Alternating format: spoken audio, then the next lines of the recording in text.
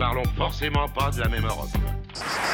Nous ne parlons forcément pas de la même Europe, mais parfois, dans ceux qui parlent de l'Europe, on entend dire que dans les pays de l'Est, l'argent européen est massivement détourné.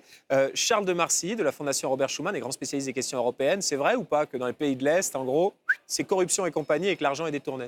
Ah ouais, la question, c'est le pourcentage. Vous avez, ça, c'est un vrai problème. Vous avez un problème. Vous n'allez pas me dire vrai ou faux, alors? Là-dessus, je dirais oui, mais non. Ah. Ou oui, peut-être. Oui, peut-être, qui veut dire non en bruxellois. D'accord. Donc, comme ça, je crois que c'est vraiment le sujet, ou c'est le sujet type, sur lequel Bruxelles est très mal à l'aise. Et il serait très content de voir les deux tapis, parce que c'est typiquement le sujet qu'on veut mettre sous le tapis. Pourquoi? Parce que vous avez Bruxelles qui a la responsabilisation de partager et de redistribuer ce budget européen. On est en pleine discussion sur 2021-2027. Et ensuite, vous avez la partie administrative qui se joue au niveau national. Et Bruxelles est un peu coincée parce qu'ils disent on donne de l'argent pour des projets, mais comment s'assurer que l'école ait bien été construite, que le fermier a pu acheter son tracteur ou quoi que ce soit. Et ça, c'est au niveau local. Vous n'avez pas un fonctionnaire européen qui va se déplacer dans chaque projet. Et donc là, vous avez un peu une ambiguïté. C'est est-ce que c'est bien utilisé ou non? L'OLAF dit que non, pas suffisamment, et qu'il y a de la fraude. L'OLAF, organe de lutte antifraude européen. Vous parliez des fraudes, des chiffres. Les fraudes aux subventions européennes entre 2013 et 2017 en Slovaquie.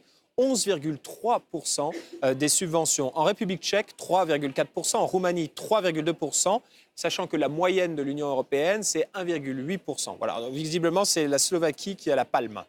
Qui est à la palme parce que vous avez des autorités nationales qui sont assez flexibles. On se rappelle aussi que pendant la dernière campagne électorale, il y avait beaucoup d'articles qui étaient sortis sur le fait que des amis de Viktor Orban en Hongrie avaient pu bénéficier et s'étaient construits des fortunes avec ces fonds européens. Donc il y a un problème de contrôle, mais le contrôle va dans les deux sens, au niveau local, régional, national, et là ça dépend de votre structure. Et puis aussi Bruxelles qui doit être plus stricte. Et on le voit dans les discussions sur le prochain cadre financier pluriannuel, justement quand on va répartir ces fonds de cohésion, d'avoir une approche qui soit un peu plus musclée et que si ce n'est pas suffisamment utilisé ou mal utilisé, que les États membres payent. Il paraît que la progression des enquêtes dans les différents pays comme la Roumanie a explosé ces 5 dernières années. Oui, mais chaque année. L'OLAF, donc l'OLAF, l'Office de lutte anti-fraude, chaque année fait un dossier, met sur la table justement les défaillances au niveau des États membres. C'est exponentiel, donc ça continue. Vous avez même ensuite, ça peut partir au niveau judiciaire. En Belgique, par exemple, entre 2007 et 2014, c'est 25 actions en justice par an. C'est quand même significatif. Et là, on n'est pas dans l'Est de l'Europe.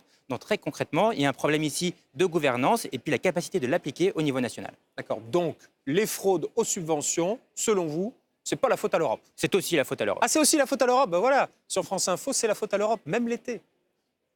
Nous ne parlons forcément pas de la même Europe.